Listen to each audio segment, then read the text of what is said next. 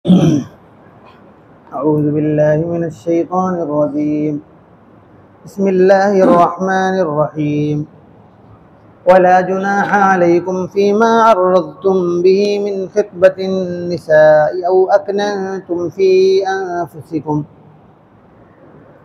अलिमल्लाहु अन्नकुम सतज़्कुरूनहुन्न वलाकिन ला तुवाइदूहुन्न सिर्रन इल्ला अन तक़ूलू क़ौलन मअरूफ़ा वला तअज़िमू उक़दतन निकाहि हत्ता यबलुगल किताबु अजलह वअलमू अन्नल्लाह यअलमु मा फ़ी अनफ़ुसिकुम फ़हज़रूह वअलमू अन्नल्लाह गफ़ूरुन हलीम।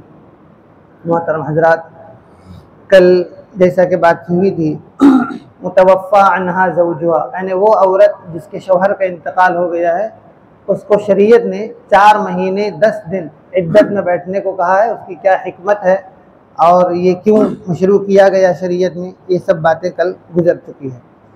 अभी जो आयत तिलावत की उसके अंदर अल्लाह ताला ने इंसानी नफ्सियात की एक बड़ी ज़रूरत का ख्याल किया है। तर्जमा ये है, वला जुनाह अलैकुम, तुम्हारे ऊपर कोई गुनाह नहीं, फ़ीमा अर्रज़्तुम बिही मिन ख़ित्बतिन निसा औ अकनंतुम फ़ी अनफ़ुसिकुम, तुम्हारे ऊपर कोई गुनाह नहीं कि तुम इशारे किनाये में निकाह की बात करो, औ अकनंतुम फ़ी अनफ़ुसिकुम, या फिर तुम अपने दिल में किसी चीज़ को छुपाते हो। अलिमल्लाहु, अल्लाह ताला उसको जानता है, अन्नकुम सतज़्कुरूनहुन, कि तुम जो बात अपने दिल में आज छुपा रहे हो कल तुम उसको जाहिर करोगे। किस बारे में आगे बता रहे हैं, वलाकिन ला तुवाइदूहुन्न सिर्रन, लेकिन खुफिया मुआहिदा मत करो, इल्ला अन तक़ूलू क़ौलन मअरूफ़ा, हाँ अगर अच्छे तौर पर अगर बातचीत हो सकती है तो ठीक है। दरअसल यहाँ उन औरतों के सिलसिले में बात हो रही है जो अपने शौहरों से 3 तलाक़ें पा चुकी है, 3 तलाक़ उसको हो चुकी है और वो इद्दत के दिन गुजार रही है, या फिर ऐसी औरत जिसके शौहर का इंतकाल हो गया है और वो इद्दत के अंदर है, तो फिर इद्दत गुजारने के दौरान उसको खुफिया इशारों किनायों में निकाह का पैगाम दिया जा सकता है। ये किस लिए कहा, होना तो ये चाहिए था कि जैसे 2 तलाक़ें होने के बाद जो औरत इद्दत गुजारती है, 2 तलाक़ कैसी 2 तलाक़, जिसके अंदर इद्दत में शौहर को रुजू का इख्तियार है, उन तलाक़ों के बाद अगर औरत इद्दत गुजार रही है और उन इद्दत गुजारने के दौरान शरीयत ने निकाह का पैगाम देने की इजाज़त नहीं दी है। क्यों इजाज़त नहीं दी है? इसलिए इजाज़त नहीं दी है कि दूसरे शौहर, पहले शौहर को अभी भी रुजू का इख्तियार हासिल है, लिहाजा अब तक उस औरत पर पहले शौहर का ही इख्तियार है, लिहाजा किसी को भी पैगाम निकाह भेजने की इजाज़त नहीं है। लेकिन वो औरत जिनको 3 तलाक़ें दी जा चुकी हैं और वो 3 तलाक़ देने के बाद इद्दत गुजार रही है, या वो औरत जिसके शौहर का इंतकाल हो चुका है, अब उन औरतों को इद्दत के अंदर इशारों किनायों में निकाह का पैगाम दिया जा सकता है। अगर कोई दे रहा है तो ला जुनाह अलैकुम, तुम्हारे ऊपर ऐसा करने में कोई गुनाह नहीं है। फ़ीमा अर्रज़्तुम बिही मिन ख़ित्बतिन निसा, औरत को इशारों किनायों में निकाह का पैगाम भेजो, औ अकनंतुम फ़ी अनफ़ुसिकुम, या फिर तुम अपने दिल में बात छुपाए रखो, अभी बोलो नहीं कि हमको फलां औरत से शादी की का वो है इरादा है, लेकिन वो इद्दत में है, ऐसा अभी तक कहा नहीं, लेकिन दिल में बात छुपाए हुए। अल्लाह ताला कह रहा है, अलिमल्लाहु, अल्लाह जानता है, अन्नकुम सतज़्कुरूनहुन, कि कुछ दिनों के बाद आप इसका इजहार जरूर करोगे लोगों के सामने कि फला औरत है, वो इद्दत गुजार रही है, वो मैं उससे निकाह की ख्वाहिश रखता हूँ।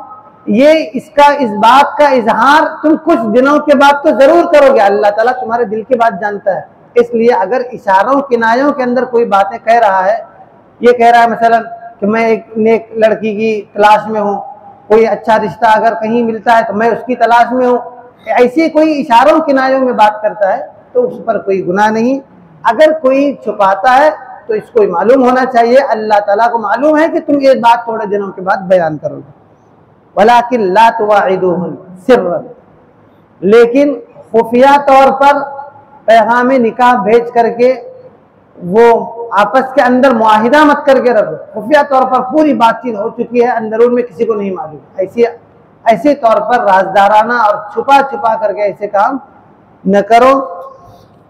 इल्ला अन तक़ूलू क़ौलन मारूफा, हाँ मगर यह है कि अच्छे तरीके से बात आप अगर उनके घर वालों तक, उनके वलियों तक, उनके सरपरस्तों तक पहुंचाते हो तो ठीक है। मिसाल के तौर पर कोई लड़की इद्दत गुजार रही है 3 तलाक के बाद या शौहर के इंतकाल के बाद, तो आप उनके घर वालों से जाकर के ये कह रहे हैं कि देखिए इस लड़की का अगर रिश्ता कहीं तय करना हो तो ज़रा सा हमको इत्तला दे देना, हम भी इसके सिलसिले में ख्वाहिशमंद है। ये इस तरीके की बात क़ौलन मारूफा, अच्छे अंदाज में अगर कोई बात करता है तो उसकी इजाज़त है। वला ताज़िमू उक़दतन निकाह हत्ता यबलुग़ल किताबु अजला, लेकिन जब तक वो उसकी इद्दत मुकम्मल न हो जाए आप निकाह का पक्का इरादा न कीजिए। निकाह के सिलसिले में हतमी तौर पर फैसला करके कोई बात न करें जब तक कि उसकी इद्दत मुकम्मल न हो। इद्दत मुकम्मल हो जाए आप निकाह के सिलसिले में बात आगे बढ़ा सकते हैं, वरना इद्दत के अंदर सिर्फ पैगाम निकाह की बात हो सकती है। वअलमू, और ये बात जान लो, अन्नल्लाह यअलमु मा फी अनफुसिकुम, कि अल्लाह तुम्हारे दिलों के अंदर की चीज़ों को जानता है। इससे पहले भी बात आई थी, जितने अहकामात तलाक के सिलसिले में, खुला के सिलसिले में दिए गए, वहाँ इशारे दिए गए। अल्लाह तुम्हारे दिल के हाल जानता है, अल्लाह ताला को तुम्हारे दिलों के अंदर छिपी हुई चीज़ों को मालूम है।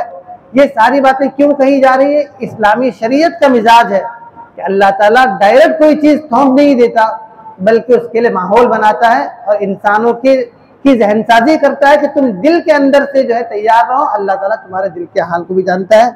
वअलमू अन्नल्लाह यअलमु मा फी अनफुसिकुम, तुम्हारे दिल के हाल जानता है। फहज़रू, लिहाजा बचे रहो, एहतियात करो। किस बारे में एहतियात करो? इस बारे में एहतियात करो कि तुम अल्लाह ताला की जानबूझकर नाफरमानी करो। अब तुम ये समझते रहो कि अल्लाह ताला को क्या मालूम है, तो हमारे दिल की बात है, इसलिए हम इस तरीके से करने जा रहे हैं। फहज़रू, डरते रहो, ये नाफरमानी है, अल्लाह ताला सारे हाल को जानता है। फिर उसके बाद एक बार फिर ये कहा वअलमू अन्नल्लाह गफूरुन हलीम, और ये भी बात याद रखो कि तुम्हारे दिल के हाल जानने के बावजूद भी अल्लाह ताला तुम्हारी पकड़ नहीं करता, तुम्हें माफ़ करता है। क्यों? वो बुर्दबार भी है और माफ़ करने वाला भी है। तुम ये ना समझना कि वो कमज़ोर है, बल्कि उसकी सिफत हिल्म, बुर्दबारी की सिफत इतनी गालिब है कि तुम्हारी दिलों के हाल जानने के बावजूद भी अल्लाह ताला पकड़ नहीं फरमाता। आगे कुछ और मसाइल तलाक के सिलसिले में आ रहे हैं, इंशाअल्लाह कल उस पर गुफ्तगू होगी। अल्लाह ताला से दुआ है कि अल्लाह ताला इन आयत पर गौर तौफीक नसीब करे। वाखिर दावाना अल्हम्दुलिल्लाह।